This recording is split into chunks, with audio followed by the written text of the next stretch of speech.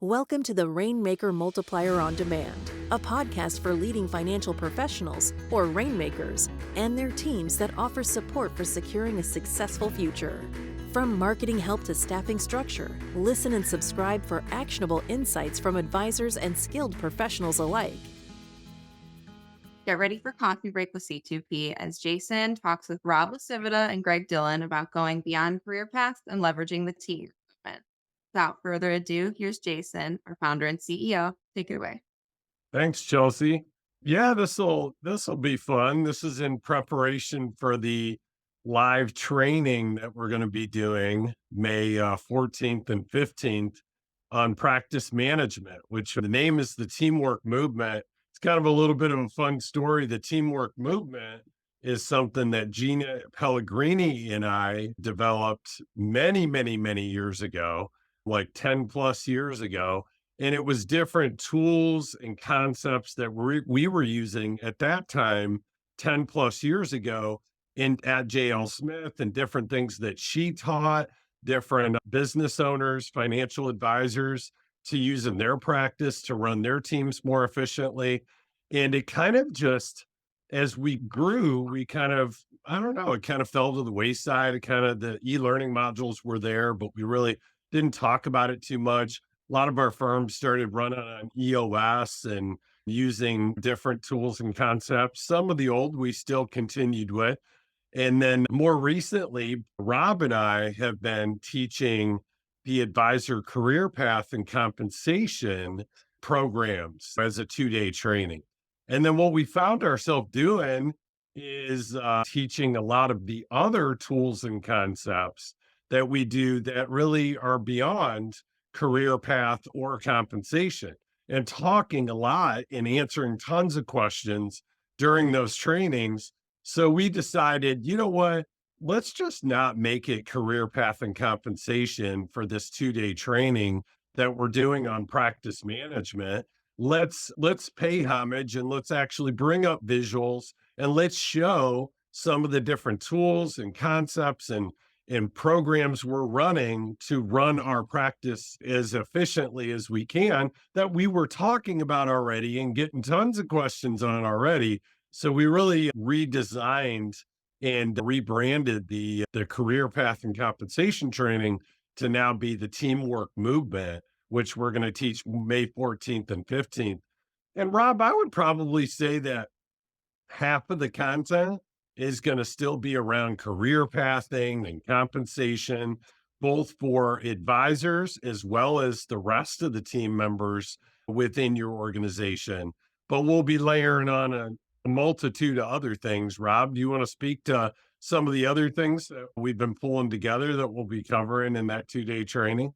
Yeah, absolutely. So it's exciting. And I think it's a great evolution, right, of that advisor career path and comp model that we've been doing. Because like you said, in the room, there's been a lot of discussions about other areas. And what I love about these trainings is, well, they are very interactive, right? There's a lot of back and forth, a lot of questions. It's not just kind of me or you standing up there talking all day. And if anyone wants to hear me talk all day, just ask my wife or my kids. But I think on the teamwork movement training that we're going to do, it's exciting. We're going to cover a lot more topics like training, tracking and reporting your firm's KPIs, talking about business development, some employee management tips and tricks, and some meeting rhythms that we do. So it's going to be a broad range of practice management topics that is not only going to focus just on advisors, which is really a lot of what the advisor career path and comp model was, but really focus on some of the other operations folks within everyone's organization. So it's an exciting change and really looking forward to it.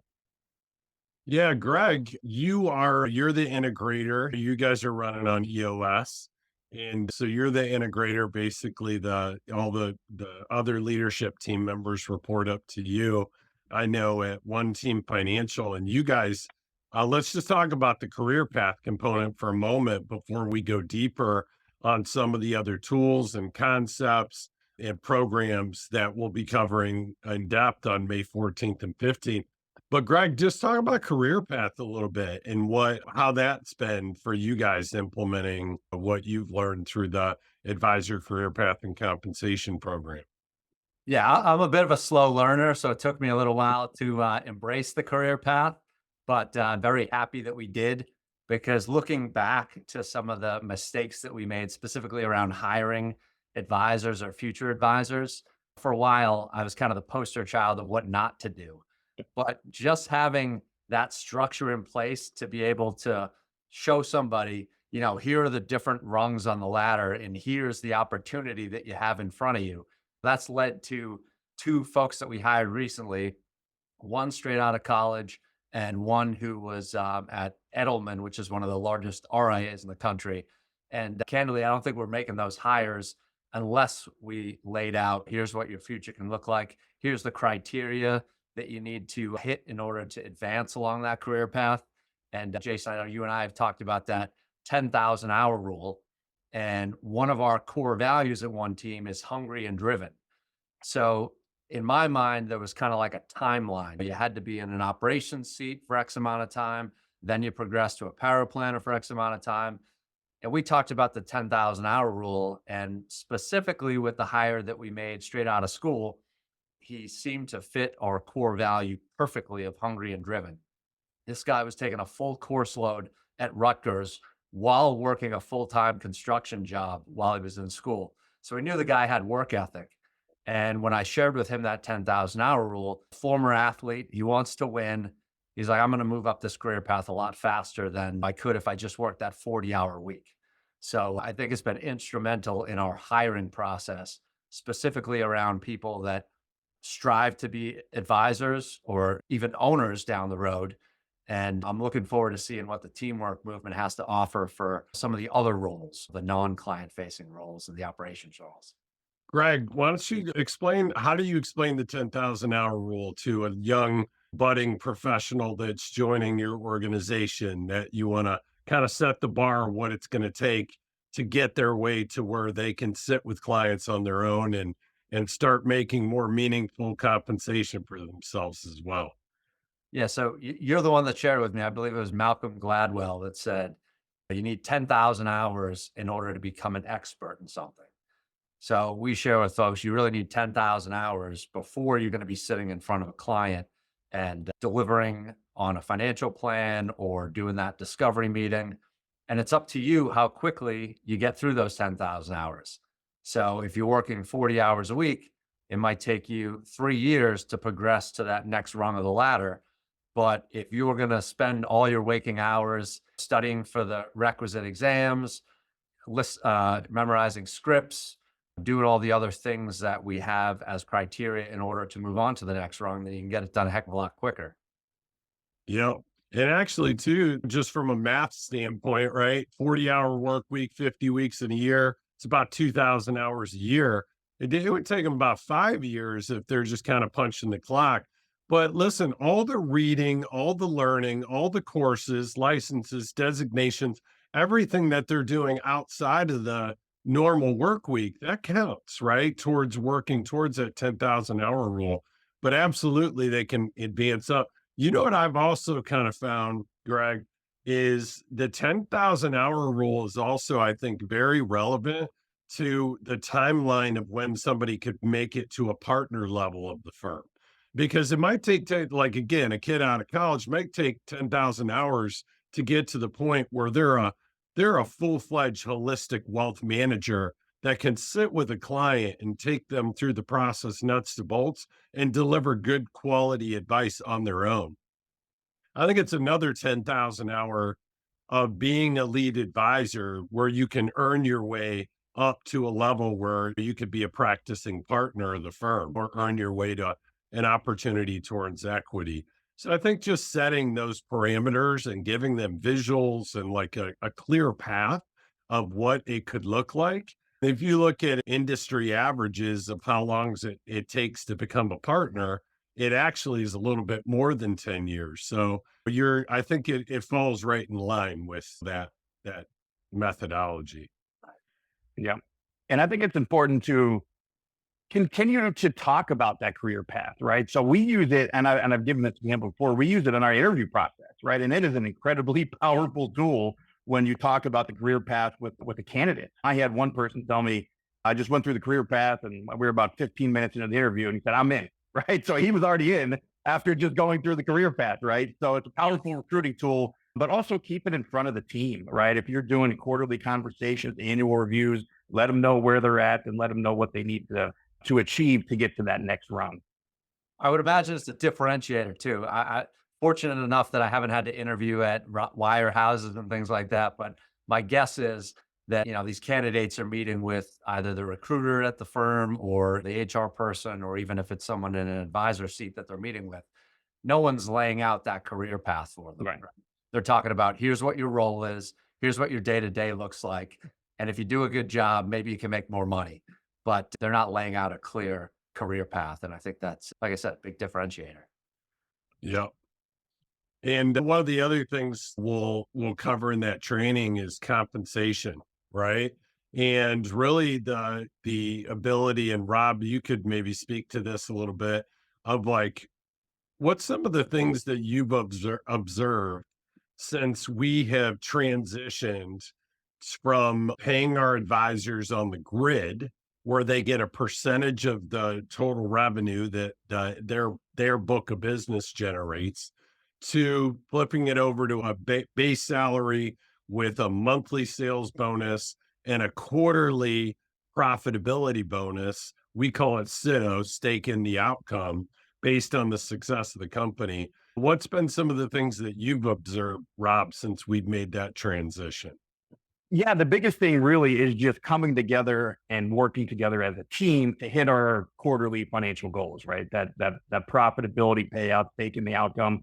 It's really been kind of a galvanizing force and a bit of a rallying cry, right? We pay that out every quarter, and if we're maybe in the last month of the quarter and we still have some time to go, it's fun seeing the troops come together, rallying together. Hey, what do we need to do to get there? And so it's fun. Like, it really has brought the team together. It's helped with the culture, really eliminated any type of siloing effect that may have happened with on the grid. You don't have small teams within one large team. You all have one team pulling together in the same direction. So it's been incredibly helpful, just bringing the team together and helping the culture.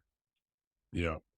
The big difference I've seen too is advisors, more senior advisors, like lead advisors, senior wealth managers in our firm, as we call them, being willing to let go of a lot of the smaller tier clients, that when they were getting a piece of that revenue, the mentality was, well, I can do a 15-minute phone call once a year. It doesn't take blah, blah, blah. And they just wouldn't let it go. Where now it's like, they let it go. They don't lose any compensation. Their base salary doesn't change. But what it does is it frees them up to focus on bigger new opportunities, right? And so now they're not strapped down servicing a lot of those legacy clients, because we can put a more junior associate, if you will, that can take care of those clients.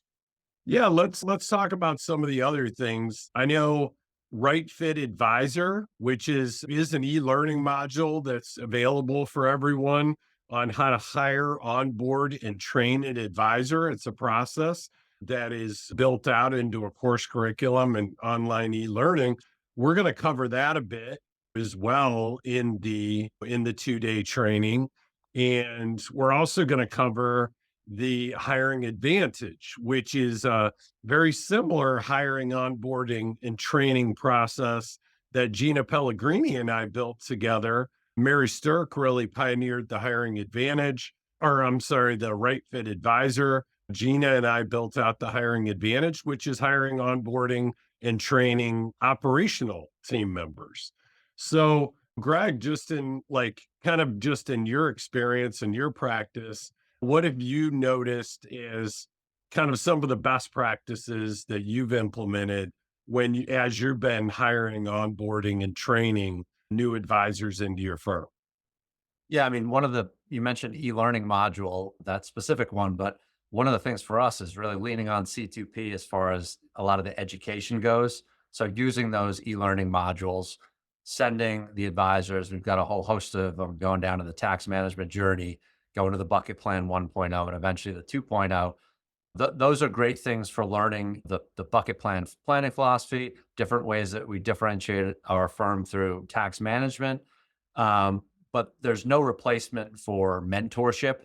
You can't have an e-learning module on mentorship. So that's, I think, one of the mistakes that we made in the past was not carving out specific time to mentor the younger advisors or the newer advisors, and not only having them sit in on fit calls and on discovery meetings and on delivery of the financial plan and meetings to talk about implementation, annual review meetings, but then carving out the time to debrief with them. Hey, here's why I did this. Here's why I did that. Some of the great one-liners that we pick up from the different trainings that you guys put on.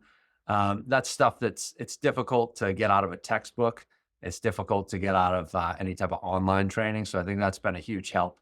And EOS has been a huge help, right? Because before EOS, it sounds basic, but we never had that regular cadence of a leadership team meeting, regular cadence of the operation meeting, the advisors meeting, and all those advisors are in the same room every week at the same time, in the same place, whether they're 2 months in the business or 30 years in the business. And we find that that's a great way for everybody to learn from each other as we tackle the different issues that come up week to week. Yeah, I'm glad you brought up EOS, Greg. Just talking about or thinking about some of the tools that we're going to cover at the May training of the teamwork movement. But let's talk about one of those to start with that is one of my favorites, which is the scorecard. And so the company scorecard is basically it's what they say is like if you were as a business owner, right? If you were on a desert island and you had to know a handful of things about your business, like it's going to really tell you the health of where your business is at. What would those handful, and these can be leading indicators, they can be lagging indicators, but what is that handful of things that you would really want to know about your business? And so that's really what the scorecard is. So Rob, what are some of those handful of things that we track and report on? And some people will call them key performance indicators. What are some of the things that we report on a weekly basis at JL Smith? Yeah, we have KPIs, like you said, key performance indicators or metrics, really for each one of our lanes. So our marketing team is accountable for reporting seminar registrants and seminar attendees. Then our business development lane is accountable for reporting the number of fit calls held that were generated by those events. And then the discovery show up rate, qualified referrals, and then COI meetings. We're going, and we can share some of this during the upcoming training as well. But the COI process that we put in place is that we've learned from other firms as well is really paying dividends for us. So reporting the number of COI meetings held. And then from the financial services lane perspective, the number of first financial appointments held, the amount of new business in assets that's currently pending, the number of assets transferred the week before to see if we're on track to hit our annual goals. And then from our finance and accounting lane, we always want to make sure we're keeping our eye on cash flow, right? So looking at, and of course, we've got our corporate cash and now, soon, and later bucket, looking at the now bucket of cash. How much do we need on hand? We don't want to dip below to make sure that we can always meet the obligations. And then, of course, look out 8 weeks as well. Cash flow forecasting. It's an incredibly important part of running an organization. It's incredibly difficult in this industry, oftentimes to predict. But, we've kept at it over the last few years. We feel really good about where we're at, certainly out about 8 to 12 weeks. So as a leadership team, we want to keep an eye on where our cash flow projects to be at that 8-week mark. Nice. Greg, how about you? What are some of the things that you guys that are on your scorecard? Yeah, COIs, that's one of our scorecard metrics, and we want to make sure that we're seeing the COIs because typically the larger cases come from those relationships. And it seems to be a quicker sales cycle because there's already some built-in trust, right? The COI knows our process. They know, like, and trust us. So kind of the barriers are down a little bit. But also we're looking at activity, right? We're looking at how many appointments did we have that week? How many review meetings do we have? How many new folks are we seeing? Because you can be the greatest advisory team on the planet. If you're not seeing the right kind of people and enough people every week, you're not going to grow. So that's one that we keep an eye on every week in our leadership team meeting. And then each advisor has a separate scorecard that rolls up to our advisor scorecard. And in our Monday advisor L10, We're drilling down to make sure that everybody's hitting their individual goals for the week. And again, it's not a, I gotcha, you didn't hit your goal. Really, the purpose is, what can we do to help you hit your goal? Is it that you're having a hard time closing cases? Is it that you're not getting in front of the right people? If we're not asking that on a regular basis, then we're just kind of asking the advisors to fend for themselves. And I think all of us is smarter than any of us individually. So it's always good to get feedback from the other advisors. Hey, here's what's working for me. Here's what's not working. Awesome. And then Greg, as and I think a lot of us are using this, whether we're self-implementing or we have a implementer that's helping us implement the kind of EOS structure. A lot of us have adopted that. One of the things I'd love you to kind of give an overview of is, what's the meeting look like and what's the cadence of how often you meet as part of that L10, right? What's that kind of agenda look like? Yeah, so we have 4 separate L10s. We have the L10 for the leadership team, for the advisors, separate L10 for the operations team, and a separate L10 for business development, partnership development. And all those meetings have the exact same agenda every week. We're going through the personal best and professional best that everyone had for the week, kind of to open things up and get everybody talking. And then we're going through our scorecard. We're going through any customer employee headlines. And the goal is really to figure out, are our customers happy? Are our employees happy? And then we're looking at an issue list. So what are the issues that have cropped up during the week? And whose issue is it?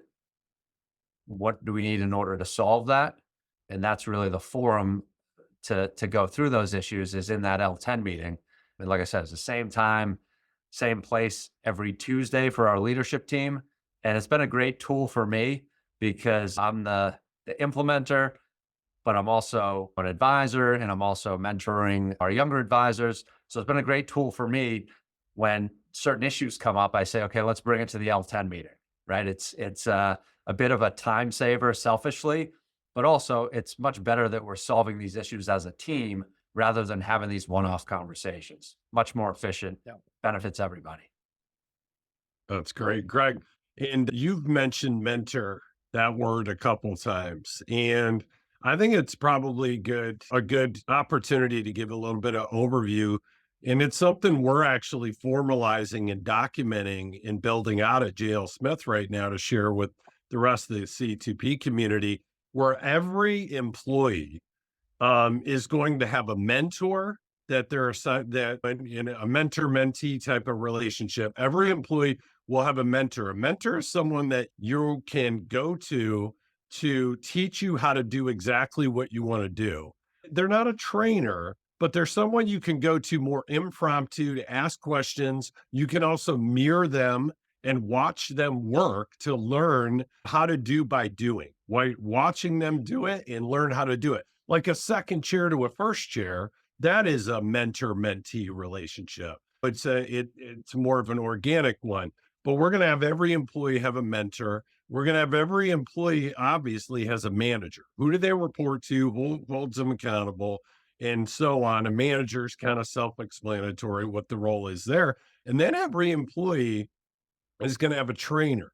And so a trainer is somebody who's going to be always training them on a specific skill set that they're looking to learn. So that's sitting with them and spending that one-on-one time and showing them how to do it, doing role playing, or showing them how to build financial modeling or tax modeling or use software or whatever it is, whatever skill that they don't currently possess or they want to get better at. They're sitting there working with them one-on-one in that capacity.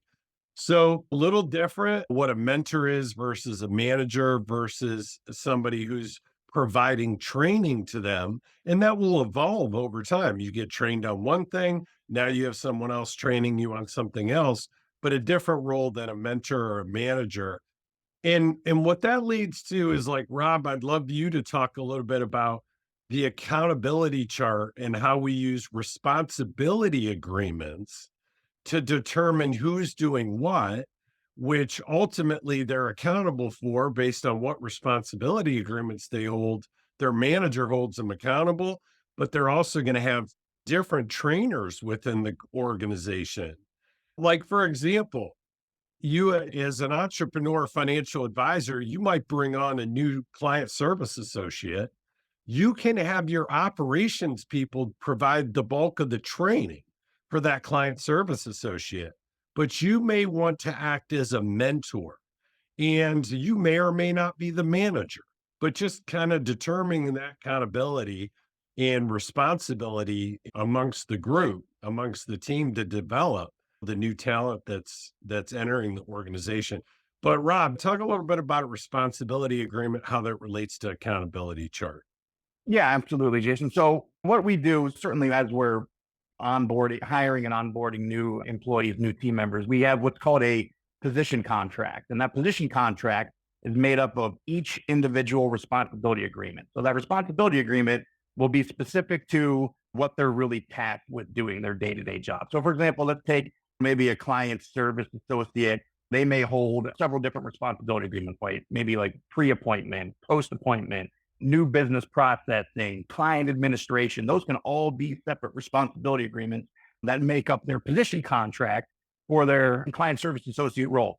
They also, and depending on the size of the organization, may hold a responsibility agreement in another lane, right? Maybe they're helping out with marketing. Maybe they're helping out with event coordination for marketing as well. So they would hold a responsibility agreement for that particular role and kind of have a bit of a dotted line on the accountability chart to that lane. But so it's important as we are hiring people into the organization to have those clear expectations, but also as people are moving, particularly up the advisor career path or moving into a different role, to have it clearly defined and have another additional position contract signed, making up all of their new responsibility agreements. So it evolves is basically what you're saying. They'll That's exactly shed right. a current responsibility agreement and maybe add another one as they progress through the career path. Yep. Yep. Excellent. All right. Well, our time is up, and thanks for joining us. Thank you so much, Greg and Rob, for being here today. And the May 14th and 15th Teamwork Movement is for owners, operators, leadership team members, basically people who are running the firm. That's who would attend that training May 14th and 15th. We'll see you on the next one. Bye-bye. Thanks for tuning in. This podcast was brought to you by C2P, an organization whose purpose is to educate, train, grow, and support holistic financial advisors so families can achieve true prosperity. Never miss an episode by subscribing now to discover new resources and strategies. Visit c2penterprises.com to learn how we can help scale and secure your business. At the time of delivery and any subsequent publishing, information was deemed reliable, but is subject to change by the time of listening or viewing. The contents of this piece include options and projections of C2P, are subject to change, and are for informational purposes only. The information provided in this presentation is not intended to be individual investment, tax, or legal advice.